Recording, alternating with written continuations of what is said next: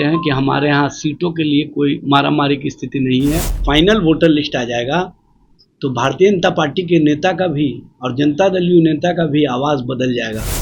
Bharatiya Janata party Nitish Kumar के नेतृत्व को एलिमिनेट करने में लगी हुई है। जो कल तक कहते थे कि हम 5 पांडव हैं, स्थिति ये हो गया कि चिराग पासवान नीतीश के नेतृत्व पर ही सवाल खड़ा कर रहे हैं, उनके सुशासन पर सवाल खड़ा कर रहे हैं। 2020 के चुनाव में राजद महागठबंधन की सबसे अहम दल बन के चुनाव लड़ी थी।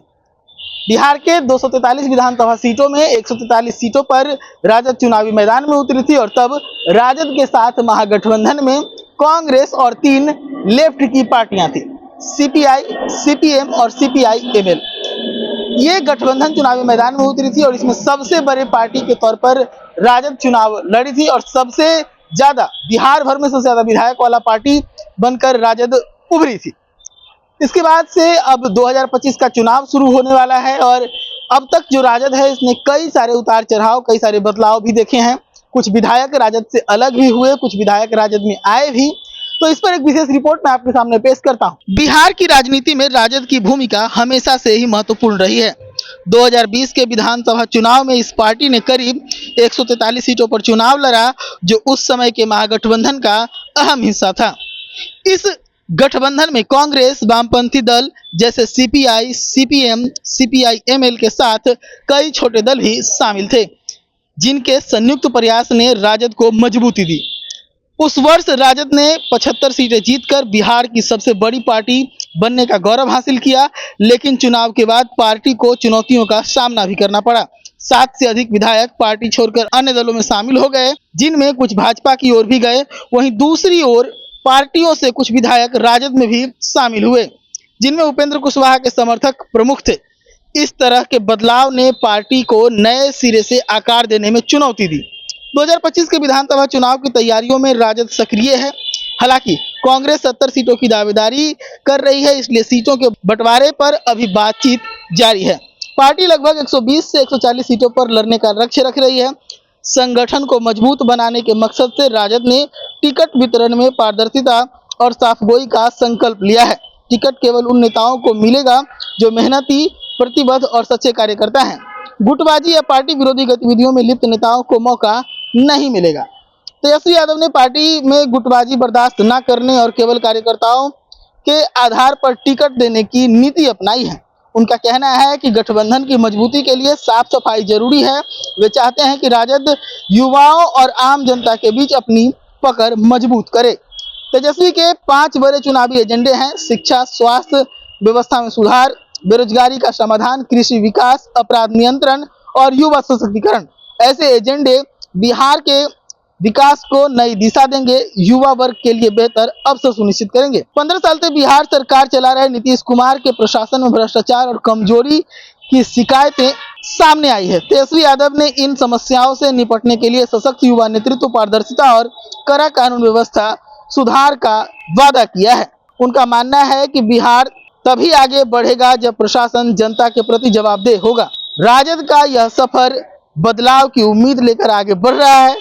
संगठन के सुधार, मजबूत नेतृत्व और स्पष्ट चुनावी एजेंडों के साथ पार्टी 2025 के विधानसभा चुनाव में दमदार वापसी के लिए तैयार है। तेजस्वी यादव बिहार की जनता के लिए विकास और न्याय का नया रास्ता दिखाने की पूरी प्रतिबद्धता के साथ चल रहे हैं। तो पार्टी की तैयारियों पर हमने कल राजद के प्रदेश प्रवक्ता एजाज अहमद से भी बातचीत की थी। किस प्रकार से पार्टी तैयारी कर रही है, कितनी सीटों पर चुनाव लड़ने की तैयारी है, सीएम फेस कौन होगा, तमाम तरह के सवाल हमने एजाज अहमद से पूछे थे। उसकी एक झलक हम आपको दिखा रहे हैं। चुनाव काफी नजदीक आ रहा है, पार्टी की तैयारियों को लेकर क्या कुछ चल रहा है? देखिए, चुनाव से ज्यादा महत्वपूर्ण अभी है वोटर के अधिकार का मामला। और वोटर अधिकार यात्रा जो तेजस्वी जी और राहुल गांधी जी के नेतृत्व में निकला है और जिस तरह से लोगों में गुस्सा है, आक्रोश है, वो सड़कों पर दिख रहा है। लोग सामने आकर के अपने गुस्से का इजहार कर रहे हैं और बता रहे हैं कि किस तरह से हमारा वोटर लिस्ट से नाम डिलीट कर दिया। जो बिहार में एसआईआर के नाम पर राजनीति की गई है, अब भारतीय जनता पार्टी और जनता दल यू कहीं ना कहीं चुनाव आयोग को माध्यम बना करके जो गरीब, शोषित, वंचित, पिछड़ा, अति पिछड़ा, दलित, आदिवासी का वोट काटने की राजनीतिक साजिश की है, वो स्पष्ट रूप से दिख रहा है। इसलिए बताने की आवश्यकता नहीं है। आने वाले समय में बिहार और बिहार की जनता जब फाइनल वोटर लिस्ट आ जाएगा तो भारतीय जनता पार्टी के नेता का भी और जनता दल यू नेता का भी आवाज़ बदल जाएगा और वो भी उसी तरह से कोसने लगेंगे चुनाव आयोग को जिस तरह से हम लोग आगाह कर रहे हैं। लेकिन इन लोगों को तो आंख पर पट्टी बंधा हुआ है। इन लोगों को लगता है कि हमारे अनुसार सारा काम हो रहा है। भाई किसी के अनुसार काम हो नहीं हो, वोटर बिहार का है, उसके अधिकार को छीना जा रहा है, लोकतंत्र को कमज़ोर किया जा रहा है, लोकतांत्रिक प्रक्रिया को कमज़ोर किया जा रहा है। वो भी बिहार जो लोकतंत्र की जननी है, वहाँ पर ऐसे कार्य हो रहे हैं। भारतीय जनता पार्टी और जनता दल यू के नेता दूसरी राजनीति में लगे हुए हैं। ये राजनीति चलने वाला नहीं है। स्पष्ट रूप से बिहार और बिहार की राजनीति में जो परिवर्तनकारी राजनीति को आगे बढ़ा रहे हैं वो स्पष्ट रूप से दिखेगा। सीट शेयरिंग पर बात कहाँ तक होगी? देखिए, सीट शेयरिंग का कोई मामला नहीं है। हमारा गठबंधन विचारों, समन्वय और सम्मान के भाव से है, सत्ता और स्वार्थ के लिए नहीं है। जो सत्ता और स्वार्थ के लिए गठबंधन कर रहे हैं वो लोग बताए न, जो कल तक कहते थे कि हम 5 पांडव हैं। स्थिति ये हो गया कि चिराग पासवान नीतीश के नेतृत्व पर ही सवाल खड़ा कर रहे हैं, उनके सुशासन पर सवाल खड़ा कर रहे हैं। भारतीय जनता पार्टी नीतीश कुमार के नेतृत्व को एलिमिनेट करने में लगी हुई है और कहीं ना कहीं अपने एलायंस पार्टनर के साथ डिच का खेल खेल रही है। ये स्पष्ट रूप से दिखता है। अभी इन लोग अपने आप में स्थापित कर लें तब हम लोग देखेंगे। हम लोग इस बात को जानते हैं कि हमारे यहाँ सीटों के लिए कोई मारामारी की स्थिति नहीं है। हमारे यहाँ विचारों के साथ जुड़े हुए लोग हैं और जब विचारों से लोग जुड़ा होता है तो सब कुछ तय है और सब कुछ तय हो गया है। समय आने पर सब कुछ जाहिर कर दिया जाएगा। देखिए, सीट का संख्या का कोई मामला ही नहीं है। 243 सीटों पर जो इंडिया महागठबंधन है, तेजस्वी जी के नेतृत्व में, उनके चेयरमैनशिप में जो समन्वय समिति है उसमें सारी बात तय हो चुके हैं।